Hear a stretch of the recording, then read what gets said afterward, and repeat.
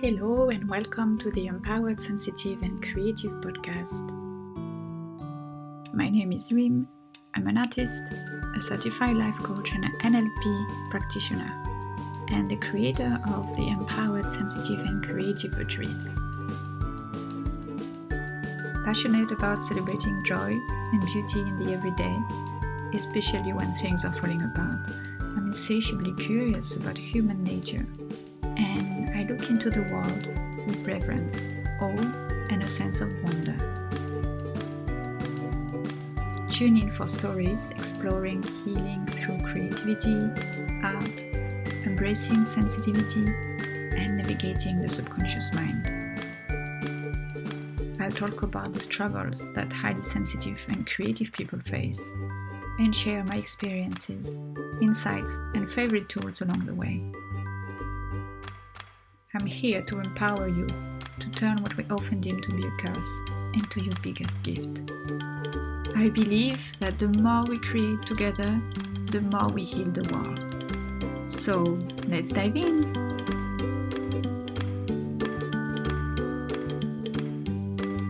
Hello and welcome to another episode of the Empowered, Sensitive and Creative podcast. I'm so happy and grateful for you tuning in. If you're looking for a meaningful gift to give to your loved ones or yourself these holidays, here's an idea: the gift of mindfulness. Quiet the mind, relax, go within, explore your inner world and get clarity. I want to share with you the very same guided meditations and hypnosis I created for myself and my coaching clients. They helped me to reprogram my subconscious mind, and I found myself begin to think differently, to process my emotions differently, and to act differently. And it worked for my clients too. My intention is to support you in your empowerment journey via my podcast and the regenerative retreats, and now these guided meditations. I created these audios as your allies on this journey. They will lift you up on a bad day. They'll help you to find courage in a difficult situation. They'll bring you soothing comfort when feeling anxious, and will bring you clarity before making big decisions.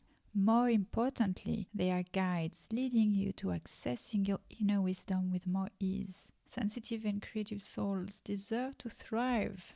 As a special thanks to you, I'm offering you a special Black Friday sales on your next order between 24th and 27th November, with a big 70% off on these particular audios. There will also be a big offer on the retreat, so if you've been meaning to join us but haven't made the leap yet, now is a really good time. To receive the coupon code for the sales, you just need to sign up for the Empowered, Sensitive and Creative Insider weekly newsletter.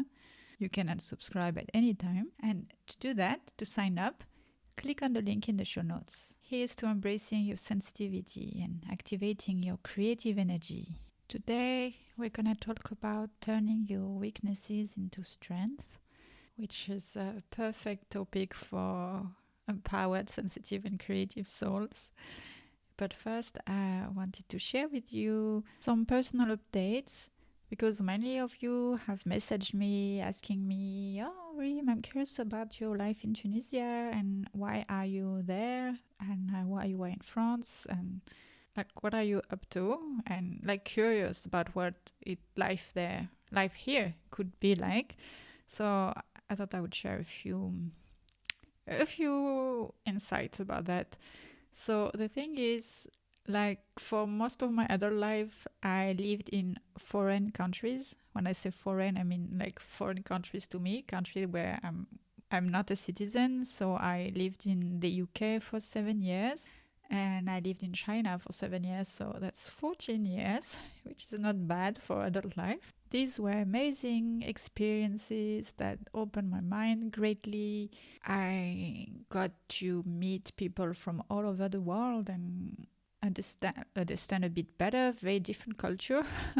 So anyway, the point is, during COVID, it's funny how things happen. So COVID happened, and at that moment, I also realized I didn't want to work in fashion anymore. So you may know if you've listened to my other podcast episode, I talk a lot about this, how it was a childhood dream and then how I kind of became disillusioned with it and It was quite a difficult decision to take, and it took me a while to take it, which is to change, to retire from fashion. And so it was all at the moment. I was at the end of my 30s, so I think also symbolically that's a big turning point in someone's life. There was COVID. I was totally unhappy with my work in the fashion world. I felt like I was also reevaluating my friendships.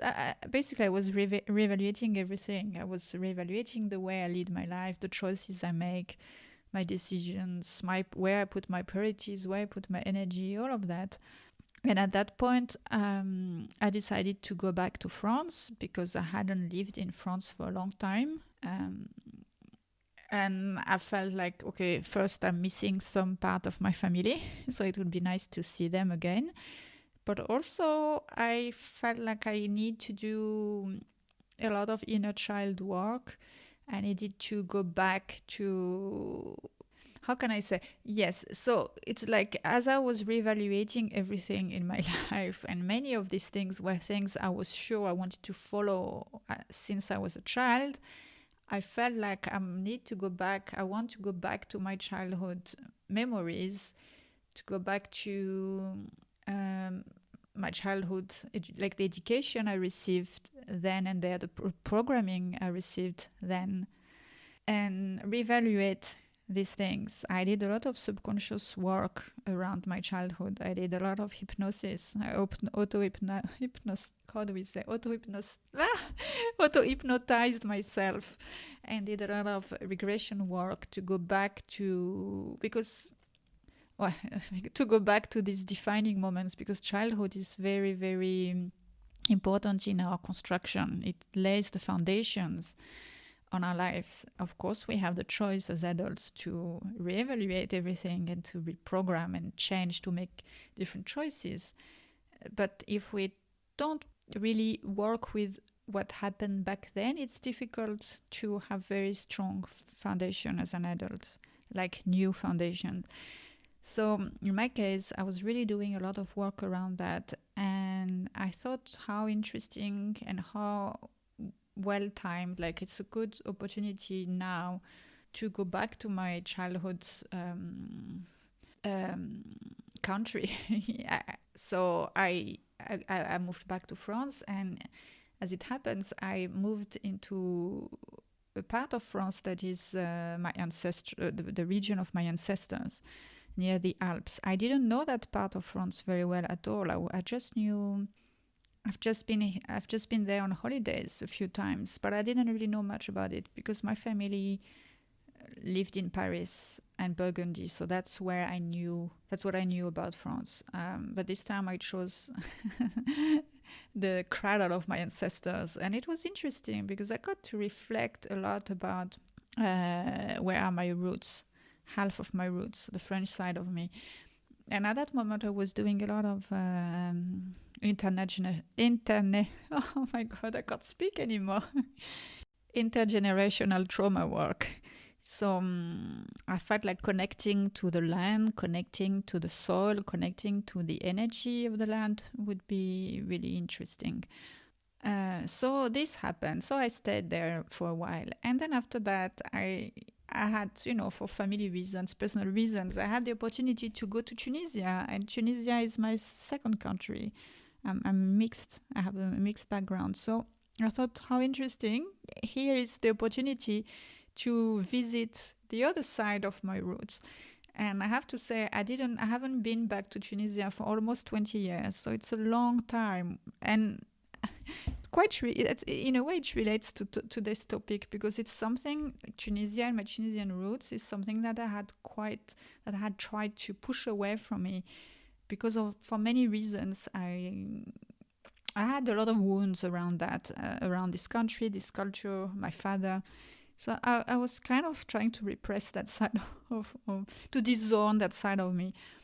So since I had been doing a lot of inner child work and work on myself and reprogramming and all of that, I thought that would be a good opportunity to heal those wounds, to face these things that that I don't like, or that hurts me, that give me pain really. And so it it was not easy to make this decision, but once I made it, I knew it was right, and so that's why I'm in Tunisia. First and foremost, also because I love a warm weather and sunshine, and I love being by the sea. So here I'm in an island. I can see the sea from my window, which is amazing, and it's sunny pretty much all year long. So that's the good and easy part of it. I'm not gonna go into details in this story. It's just to give you a few updates. And an interesting thing happened here. So I didn't move here with lots of stuff. I got rid of many things, and some stuff are in storage, but I didn't have any furniture. It was like, okay, I'm not gonna in this new area of my life. I want to be free. I want to be light. I don't want to carry stuff around because I don't know how long I will stay here, and I don't know where I will go later on. So I don't want to have this problem in my head. So I came here with just a few suitcases, and that's it. And I rented a furnished house, but it's not that furnished. Like I didn't have a desk, I didn't have comfortable chairs, but still I had what I need, the minimum. But as things, synchronicities happened, and I visited my aunt in her hometown, and there was the house that my father built for my grandmother when she got retired. And since then, they both passed away. My grandma passed away, my father passed away. So the house kind of went to my cousin.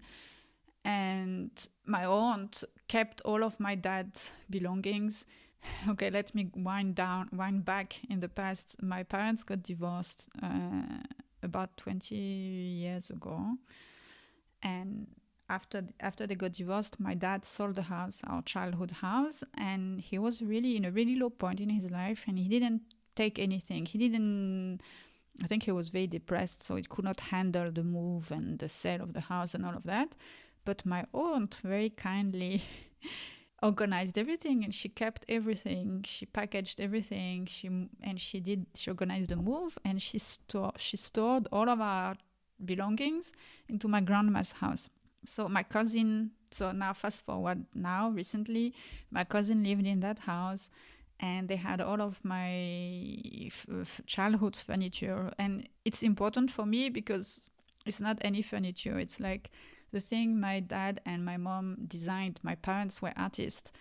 I mentioned this a few times. They were artists. My dad was an architect as well. So not only he built and designed the house, but my parents also designed the furniture. They created everything. Some things they had made by artisans, but basically everything was very, very, very personal, very beautiful, and very artistic. It was like really the physical manifestation of their expression, of their creativity. I grew up with that, which was an amazing chance. But when my parents divorced, we lost everything, and I thought I would never see any of these things ever again. There were also my dad's paintings that we didn't get. Everything, I thought everything was lost. And it turns out that my aunt kept everything. My cousin kept everything. And, well, the thing is, my cousin is very weird. I don't feel like talking about this, about the details of why it's really strange. Let's say we have very different opinions of respect and of consideration towards humans and creativity and all of that, and human properties. But let's say he and his kids and his family destroyed a lot of our stuff. They butchered my dad's paintings, they broke some furniture, but they kept them nevertheless. So when I visited this house in my hometown a few weeks ago, I even don't remember when that was, but some time ago, we found all of this stuff, like these relics from the past that have been saved, quote unquote saved, a little bit destroyed, but still saved, like not destroyed, but damaged, let's say. And so I saw it, so it's so funny, it's like full circle. I thought I would never see these things ever again. I had made peace with it. It was painful, but I had made peace with it. And I would never know I would come back. 20 years later, I go through lots of weird things in my own life. I decide to come here just, to face some childhood stuff. And I get back to my family things, and I found all of these nice furnitures, my dad paintings, his ceramics, his pottery, because he also learned ceramics when I was younger. Our books, like some childhood books that we couldn't keep, my childhood drawing that I had lost, like lots of things like that, photo albums. And it was so nice, so I decided to keep them. I thought it's a sign, like my cousin is destroying everything. He also deserted the house, so the house looked like a ghost house. He destroyed the house my dad built for his mom. It's so weird, and so I thought it feels like it's divine intervention. I'm sent here to save this childhood thing, this family treasure. Like, my family is not rich at all, but at least, the main treasure of my family is the art, is the creativity, this artistic creations. So I was able to send them to this house I'm in this island. And now my desk is actually our kitchen table, the the kitchen table we used to eat on family dinners when I was a child, and now it's my working table. And it's so amazing because every day when I come here to work, now I'm recording the podcast on this table, I remember I have so many memories from my childhood. And I can also remember my dad, because my dad painted it in a a very nice way. It has a beautiful patina. It's a very special table. It's gorgeous. And I feel like, wow, it's kind of a full circle moment. I never knew I would one day I would work on this table, you know. And so anyway, interesting. I feel like crying right now. I feel very moved by this story. Um, and this is happening in a moment in my life where I have taken the decision to really rekindle my artistic side. In the previous episode, like last week's episode, I was talking about finding your purpose, and I touched on it briefly. But today I wanted to go deeper into this notion, because I think many of sensitive and creatives struggle with that.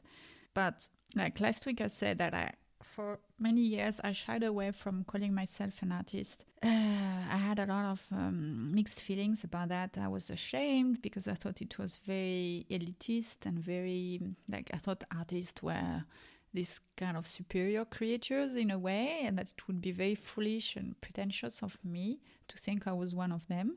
Like, who do you think you are, girl? And at the same time, I felt that if I was calling myself an artist, I would be perceived as very less than irresponsible, almost pathetic, like condemned to a life of struggles and pain, because I was identifying artists to the starving artist myth. But I've done a lot of work around that, and I changed. I totally shifted my point of view on that. And over the past few years, I learned I became ready to claim this aspect of myself. And interestingly enough, by the time I was ready to claim it, and I claimed it, and I started to claim it high and and loud, I was reunited with my family's artistic heirlooms. How interesting, and how crazy life is at times, and magical and beautiful. So let's dive deeper into this notion of turning your weaknesses into your strength, and reclaiming parts of yourself that you shy away from. The thing is, when we are young, often we are criticized and shamed for things that come naturally to us, but are deemed unreasonable by society. Or maybe they are deemed unreasonable by our family members, by our caregivers, our teachers at school, and maybe by our peers, even by our peers. You know how children can be quite cruel at times, mocking other kids. So it could be that these traits are seen as unreasonable, irresponsible, but also could be that like they are not valued. Well, it means they are not valued, but is it because it's unreasonable or is it because they don't understand? They don't see its value because maybe they don't have these talents, these specific traits. It doesn't come naturally to them. And maybe also because they weren't raised in seeing the value in these traits. Because sadly, the truth is, so many people spend their lives on rails, following a linear path, conforming to shoulds and should not, and what's right, what's wrong, without ever doubting the truth in these dogmas. Is it actually true? Is it helpful? But in reality, every human quality lives on a spectrum. It's not all or nothing. It's not right or wrong. It's not black or white. It's a spectrum. So any given quality would have two sides. There would be the negative side and the positive side. As I want to say, negative and positive, quote unquote, is what is deemed positive and negative. And usually we repress the negative side and we worship the positive side. The positive side is the golden shadow. That's what the psychiatrist, psychologist Carl Jung calls. And the negative side is called the shadow.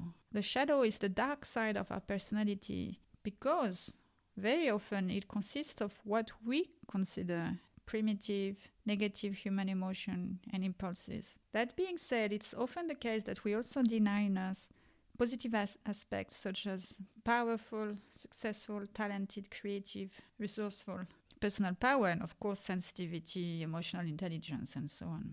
And also some examples of what we consider primitive and like low is like lazy, pathetic, loser, these kind of things. Selfish, aggressive, racist.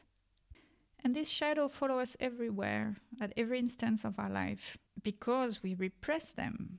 It has power. They have power over us. You've probably heard the quote, "What you resist persists." You may have experienced yourself, like maybe someone said to you, "Don't think about." Imagine you have a sweet tooth, but you took a decision not to eat sugar for a while, and then so you said to yourself, "I'm not gonna think about sugar. I'm not gonna eat sugar." And at the end, when like someone talks to you about sugar, and you're like, "No, no, no," but when you're alone, you can't stop thinking about this. And the more you tell yourself, "Stop thinking about sugar," the more you become obsessed with it, and you kind of see it everywhere, and you're just you find yourself, just thinking about it, about snack time or lunch time. What am I gonna have? What am I gonna have? What am I gonna eat? And until you crack and and you just go for it because you can't take it anymore. It's or like someone tells you, hey, don't turn around, don't look, but I think someone is blah blah blah blah blah. Of course, the first impulse is we want to turn our head, we want to turn and look. It's like human nature.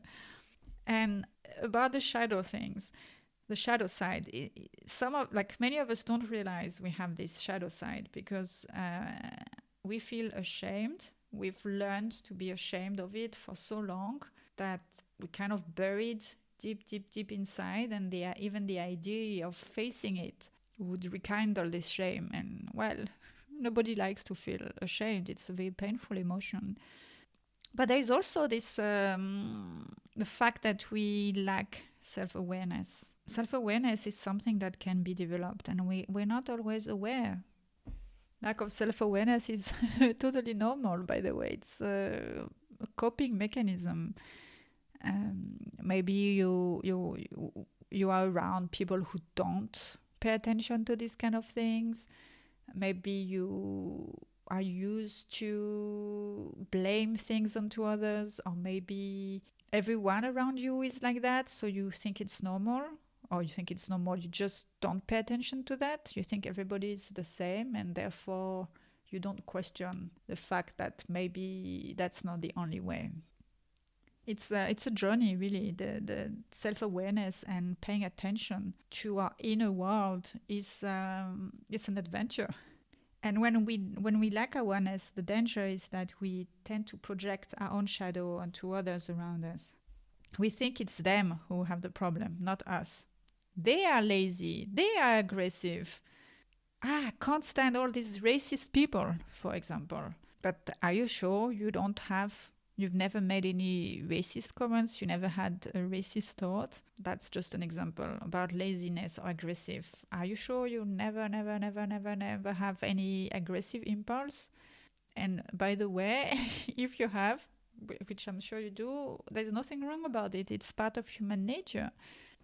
According to Carl Jung, and I so agree with him, we need to fully see and accept this dark side of ourselves to be a fully integrated human. Because as human beings, we are a physical representation of the cosmos, of the universe. We are life. We have the whole range of life within ourselves.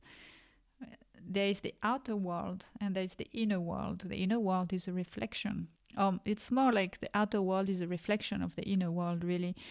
But we are dark and we are light.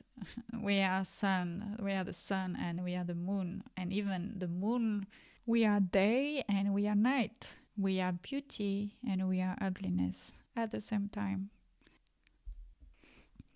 So doing some shadow work is really important at some point in our life, and to keep doing it on a regular basis so that we can learn to accept those hidden parts, this repressed part of ourselves, integrate them,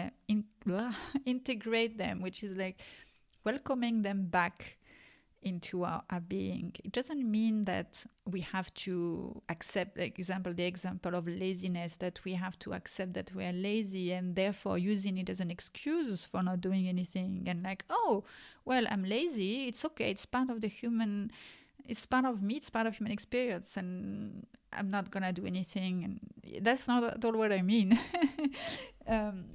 It's just learning to see the gifts that these perceived negative traits can bring us.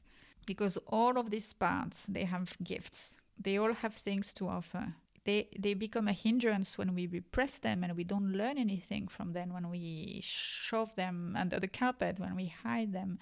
But when we shine the light on them and we learn what we can, like we accept, we learn the gift, we learn the lessons from them, then it can be a source of wisdom and a source of growth.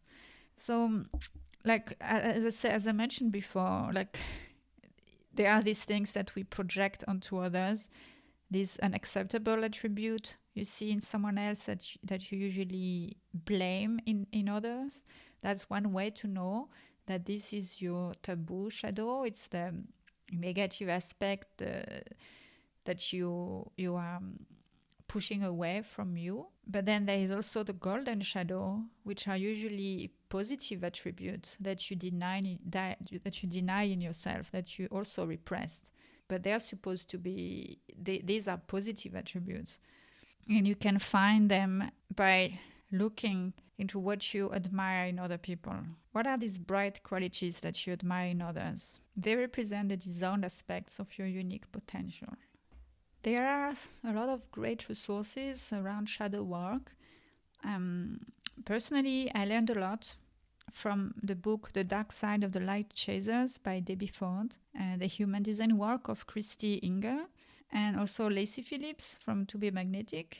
These are the three sources that I read a lot over the past years, and I learned a lot. I'm going to give you some examples that I find are particularly relevant for highly sensitive people and creative people. So here are they. So in one end of the spectrum, there is this energy of being stagnant, of stagnation, and that's believing that you should be able to be creative all the time, or wronging yourself for being depressed or low. You make it mean that something is wrong with you. You're trying to force your creativity. You think you always have to do. And actually, this is something that I've experienced a lot working in a creative field, feeling the pressure to be creative on demand, which is impossible. And also, not only being creative on demand, but also having to work super long hours and under a lot of restrictions. And I felt the pressure to be creative, nevertheless. And it was really hard. But the other side of this spectrum, remember earlier I said every trait has a negative side and a positive side, the spectrum. So if you believe that you're stagnant, you criticize yourself for being stagnant, then the other side, you can learn and accept that, like recognize that you are creative. You are actually creative, but you need to stay true to your own creative process. You need to learn to trust the cycle of life and creativity. It's a natural cycle and it's different for everyone. But basically, it's about accepting yourself, accepting your own cycle. So really trusting your creativity. If you believe you're not creative, that you're stagnant and sterile, it's because you're repressing. You're actually repressing the positive side. You're repressing your natural flow. The notion of artist, or the shadow around being an artist. I denied in myself my artistic side because I believed that it meant being an elitist, snotty person, holding people to impossible standards of perfection. Obviously, I didn't want to be like that, so I denied this aspect of myself. But once I was ready to face it, I learned to develop the other aspect, the positive aspect, which is the being able to express emotions through art, visual art, language, all kind of expression, really, in a refined way. Another example is something a lot of people struggle with, is this idea of being boring and uninteresting versus super interesting and super inspired.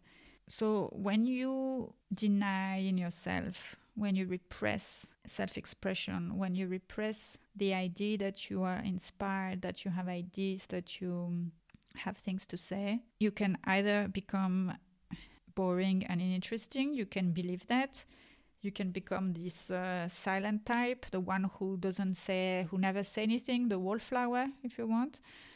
Or you can become the babbler, the one who avoids silence, with buffering or filling it with unnecessary noise. This idea of always thinking it's up to you to do the talking. You need to fill the void.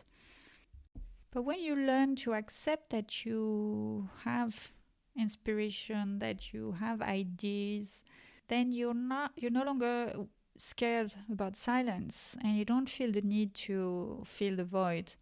You believe that silence is golden, and that pausing is part of the process, is part of the creative process, is part of inspiration.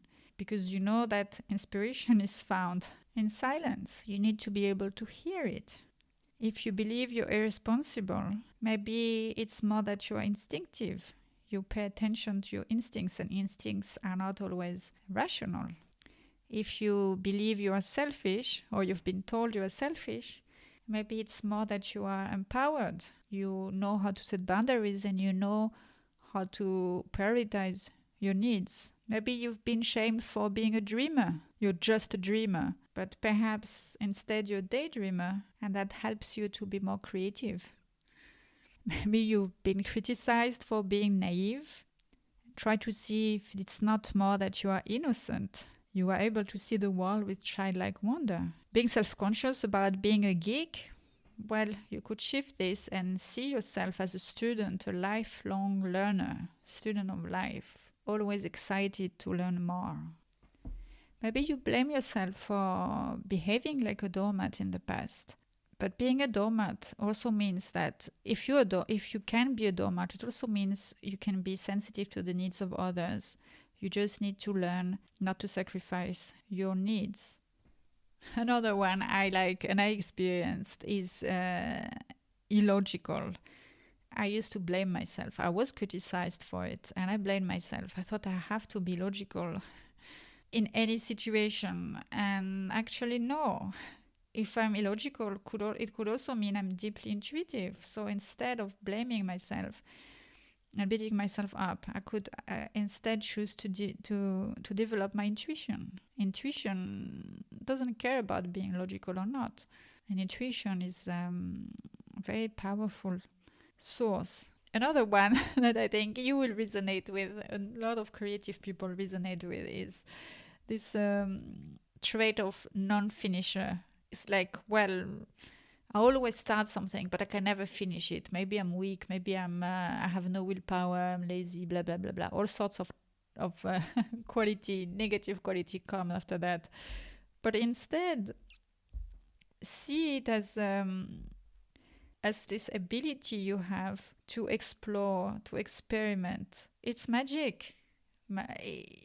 It's part of creativity, of imagination. So you could change, you could shift from I'm a non-finisher to I'm a magical explorer, I'm an experimenter. And when you make this shift, you feel much more empowered, and therefore you don't beat yourself up every time you start something. You can see it as part of the process, and you will find the thing that you want to keep working on. We're not supposed to finish everything we start.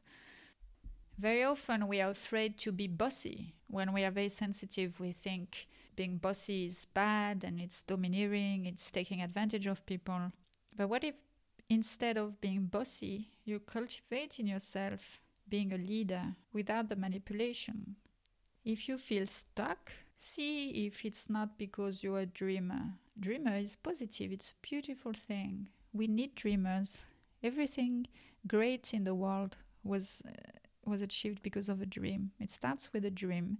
But if you focus yourself, if you focus your attention in thinking you are stuck, you're kind of killing the dream.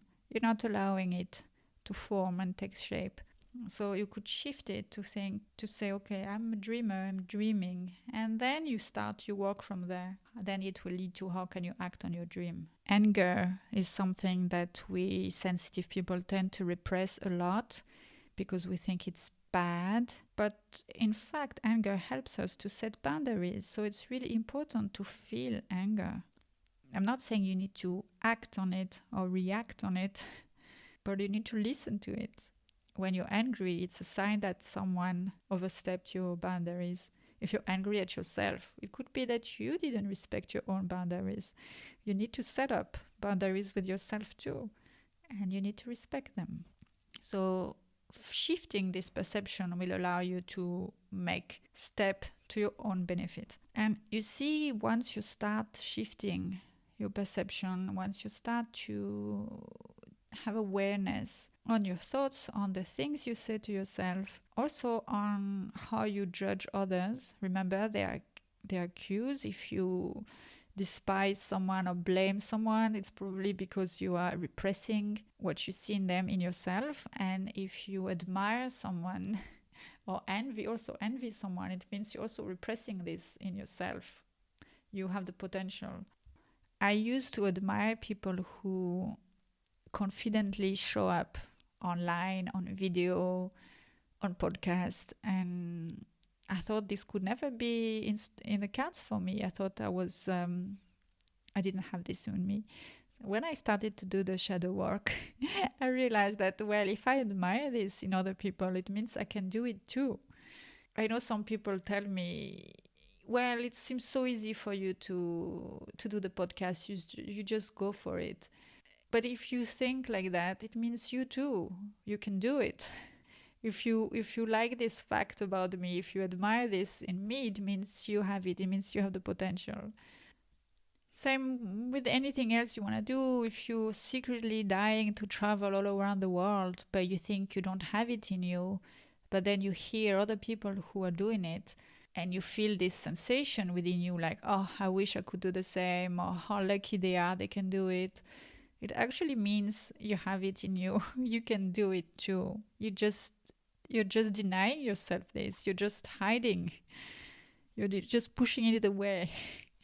So really, I would invite you to take the time, maybe start a new notebook or something, and take a list, take the inventory of all of this, what you blame people for, what you hate in other people, what you reproach in them, what you admire in other people, what you secretly envy other people for, and also what did your family, teachers, peers reproach you? Is there something that comes back again and again and again? Write it down. It doesn't mean they are right.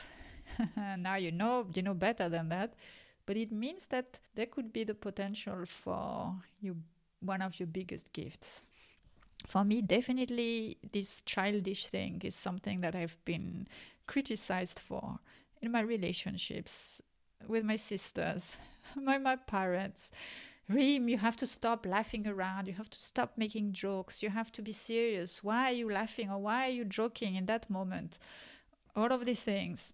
And then but so I felt really ashamed. And you know what I did? I tried to really hide it, and I tried to be so serious, and I felt like I was losing my losing my life force. I was losing my special spark because I was denying this in myself and taking myself far away, far away, far away from my from me, from myself, from my gift. And now I'm so happy that I'm not listening to that anymore, that I'm not believing that. I mean, I'm not seeing it as a bad thing. This childishness or this childish aspect of me actually allows me first to be able to enjoy the little moments in life. And you know, the world can be so rotten at times, so hard, that thank God we have the little moments that help us to go through the difficult times. So being able to see this and be able to, yeah, being able to marvel at these little things is a gift. It gives me more strength, and it gives more strength to those around me. And also it helps me to be less cynical. You probably read The Little Prince.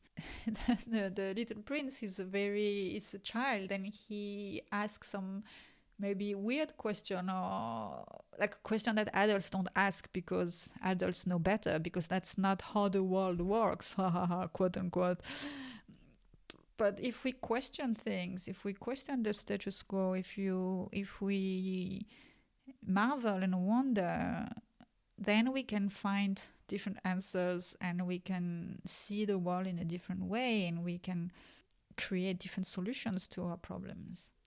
And if you beat yourself up for being too sensitive, too emotional, what if these very traits were amongst your biggest gifts? Being super sensitive allows you to tune into the room, to tune into other people's needs, to tune into the whole range of human experience. You can understand, you can feel, and you can understand what other people go through. You can, in turn, this helps you to develop compassion and empathy, and these are incredible strengths. Your sensitivity to colors, to textures, to sounds, to taste, to flavors, all of this also help you to connect better to the world. It can help you if you know how to channel these, how to make them work for you. You can be much more in tune with the world, with life, with nature. It means that you are really a living creature, being really alive. And that's so amazing. Since we are human beings, we are living creature. But many people, they lead a half dead life, totally numb to the rest. How horrible.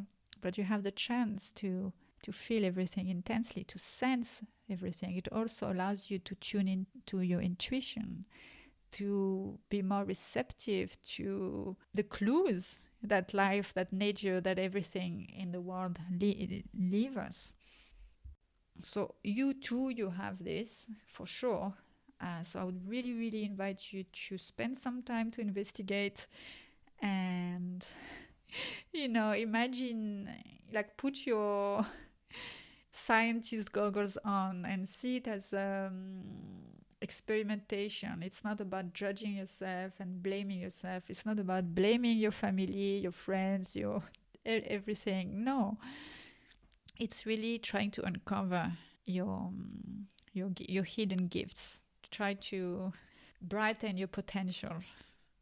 And what a better time? Well, it's always a perfect time, but what a better time than the end of year, so that you can start the new year more you, really. That's it for today, my friends. If you enjoyed, if you gained some insight, share around, share with your friends or with people you know who would benefit from this. And I'd really appreciate if you would leave me a rating on Spotify and on Apple Podcast, a rating and also a review. It helps my podcast to be found by other people who would need it, who would benefit from this, people who may feel lonely, sad, misunderstood, and who would love to be seen and to be empowered. It just takes less than a minute, really, and that would be really helpful. Thank you so much for your support. I really appreciate you tuning into the podcast, and I look forward to talking with you next week. Bye-bye. Thank you for tuning in. I hope you enjoyed this episode, and if it has inspired you, please share it around you. Also, if you feel called to it, please subscribe to the podcast and leave me a review. It really helps to spread the word out. All your questions are welcome.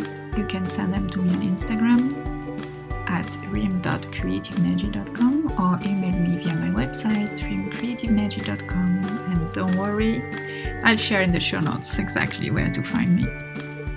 Until next time, sending you loving creative energy.